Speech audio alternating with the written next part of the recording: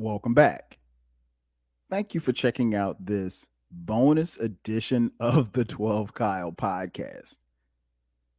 I'm 12 Kyle. Check this out. Can I rant for a second? All right, listen.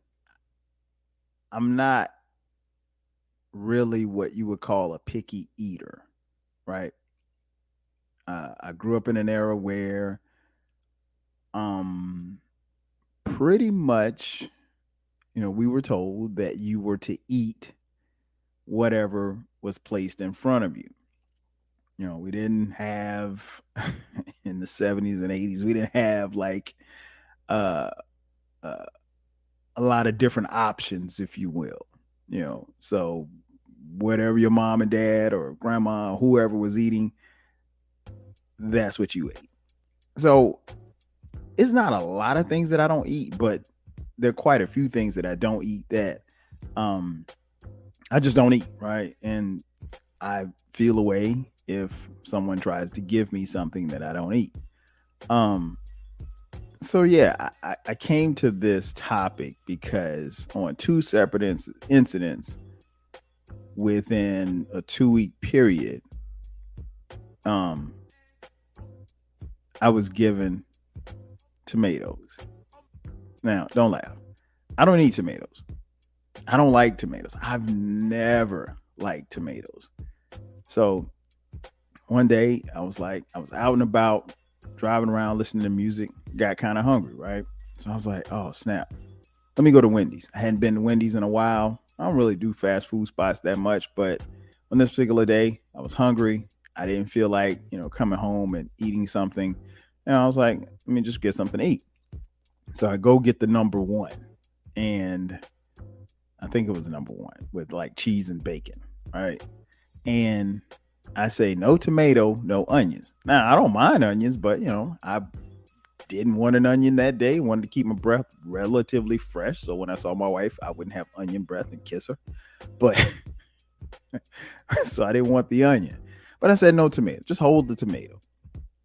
And as I've gotten older in my age, and older in these years, I should say, I've learned to, particularly during this pandemic, once you get your food, check your food, because and I don't know if it's because of the shortage of workers or whatever, but the order is not right unless you go to Chick-fil-A.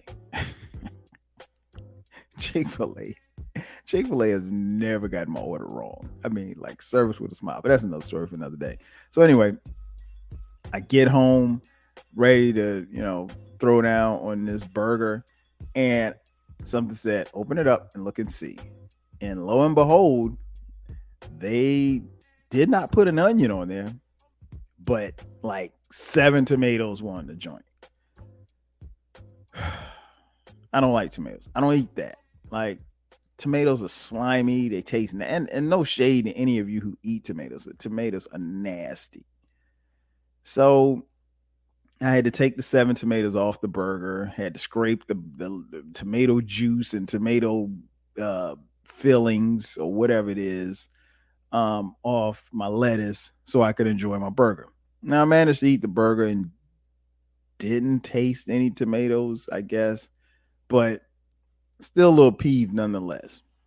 Then about a week later, I go to this place called Zaxby's, pretty popular fast food restaurant here in the South. I'm not sure if they have Zaxby's where you are, but nonetheless, um, they've got these great salads. In fact, they call them Zalids. So I get the Zalid, one of my favorite Zalids, and I say no tomatoes because I don't like tomatoes on salads. And, I'm driving. Now, what I should have done was checked while I was in the line because I actually had time before I pulled off. And it's, just a quick glance just to make sure that you don't have any tomatoes. But I didn't do that, right? And so I get home and no, I didn't even get home. I think I got out of the parking lot and I got like halfway up the street and I realized that tomatoes were on the salad.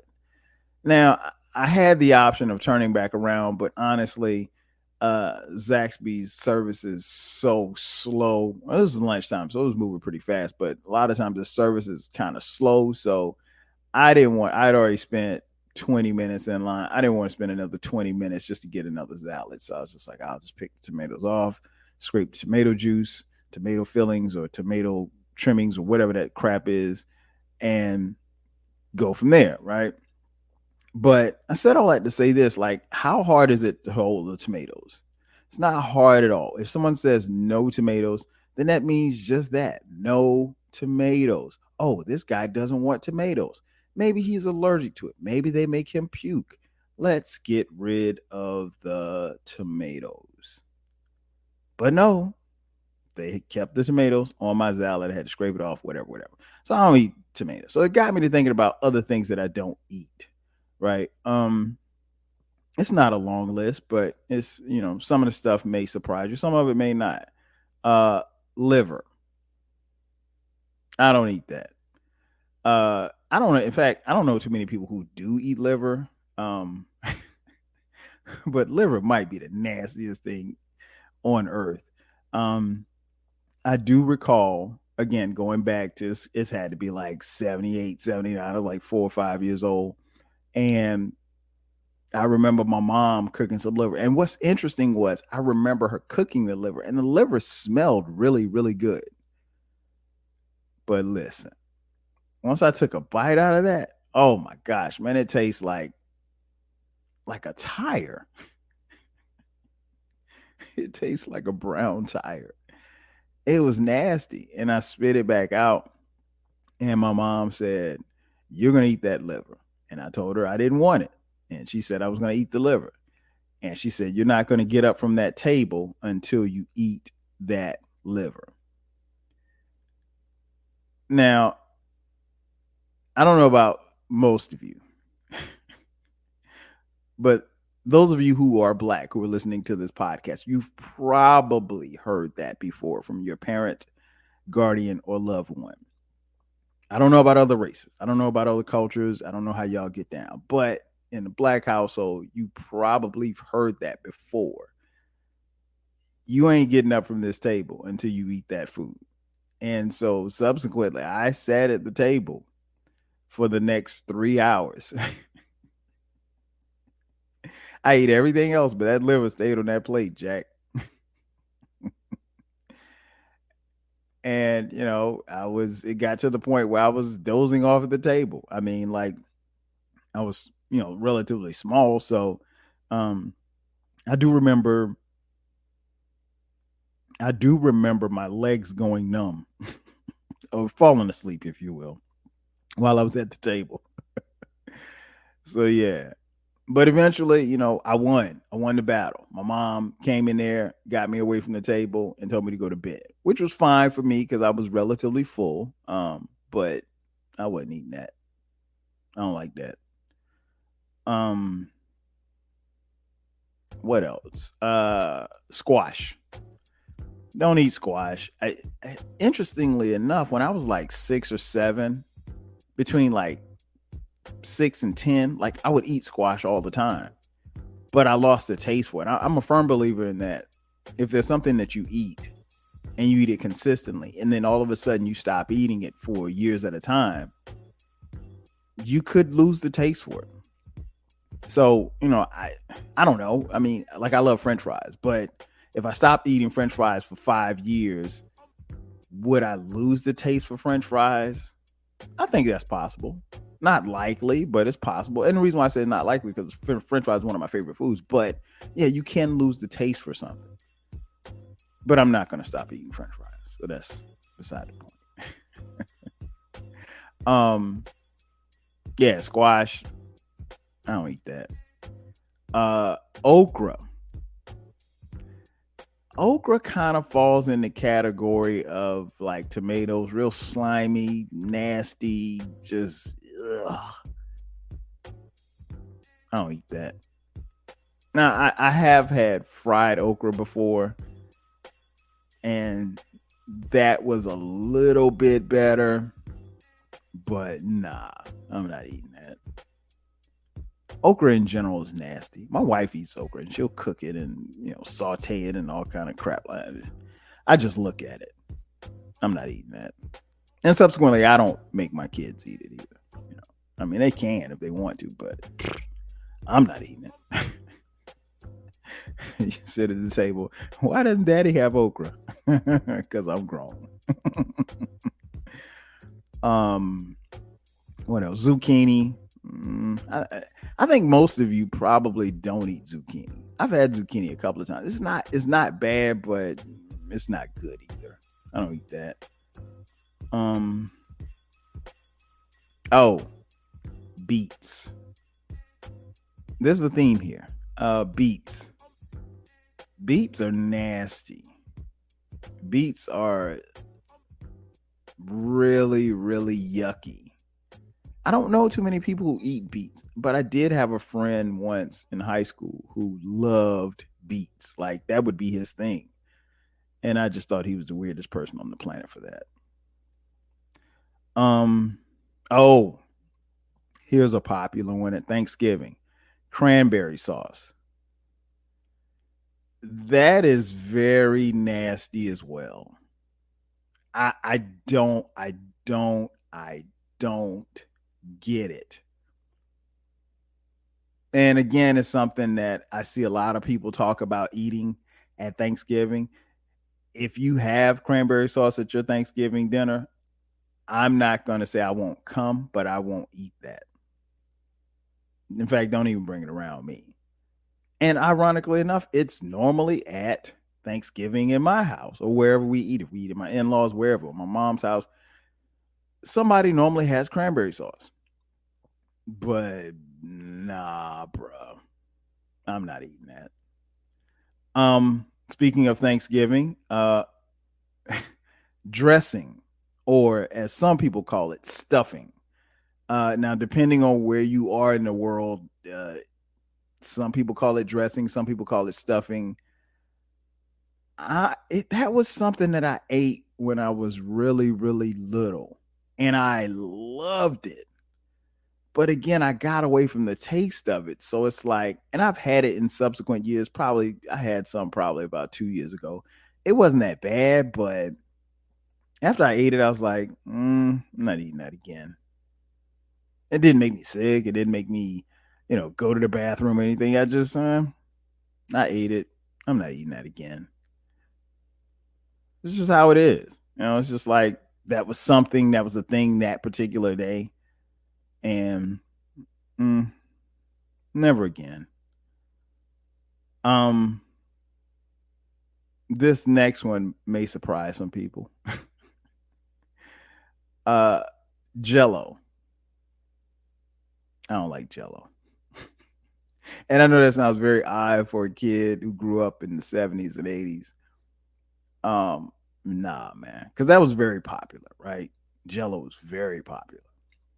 In fact, Jello was pushed by a national spokesperson who turned out to be a piece of shit. But that's another story for another day. But nah, Jello, I can't do it. It's just something about the texture of Jello in your mouth. I understand why Jello is popular, but I just can't do it. Can't do it. It's nasty. My kids loved it when they were growing up. I can't stand it. What else? Let's see here. I'm trying to think. Oh, here's another one. Not very popular. It may be surprising to some, as someone who grew up in the South, born and raised, well, not born, but raised in the South. Watermelon. Oh my God, I can't stand watermelon. I don't even like the smell of watermelon.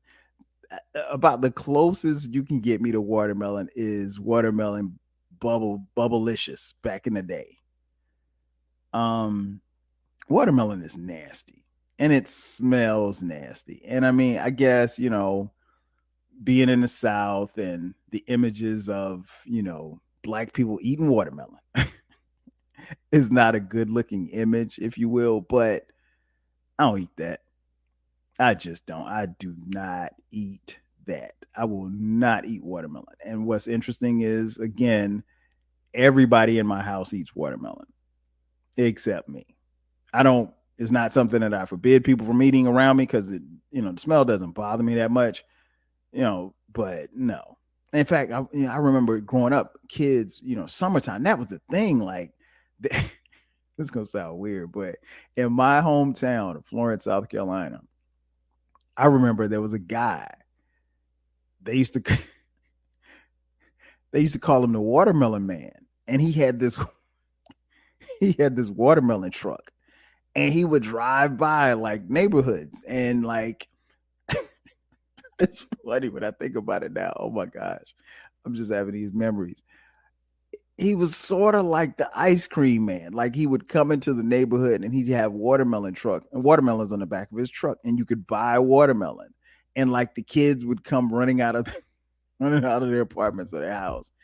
And mom and dad would come out and buy watermelons. And people would sit there and, cut it up, and that was like the thing to do, and it was the food to eat. And I guess because also from what I understood as a kid, like watermelon was something that traditionally could cool us off. If you're out there in the sun, in the heat, and you're picking cotton, you get yourself a slice of watermelon, and it cools and soothes you, or what have you. I guess. I don't know. You'd have to ask your ancestors about that one. But that was the premise by which watermelon was presented to me at a young age. And then, kids would spit the seeds out on the ground. And you have these little black seeds. They look like, termites or something. Nah, man. Hate watermelon. Again, no, not to any of you who eat these things, but I don't eat that. I just don't. I don't eat that. And at this point, at the time of this recording of 49 years of age, I'm never going to eat any of this stuff. Ever. Last but not least is one that is somewhat controversial. And, I've said this, I think I've said it before in this podcast, and I've said it at other places. And as soon as I say it, people say they're going to take my black card, which you can't take my black card because I'm black. You can't take my card. How dare you? But chocolate. Hold on. Relax. Let me explain. Yeah, just not a fan of chocolate. Well, some chocolate. Here's the thing. I can and will eat chocolate candy bars. So like Snickers. Love Snickers. What was the candy bar that I used to eat as a kid? It was called Whatchamacallit. Whatchamacallits I'll eat. Snickers. I'll eat peanut M&Ms. Never the plain, because plains are nasty. What else contains chocolate? Reese's Cups, Reese's Pieces. I'll eat those. Other than that, that's about as far as I'll go with chocolate. I don't eat chocolate chip cookies. I don't eat chocolate ice cream. Chocolate ice cream to me tastes like paper, like sandpaper. I mean, like, it's nasty.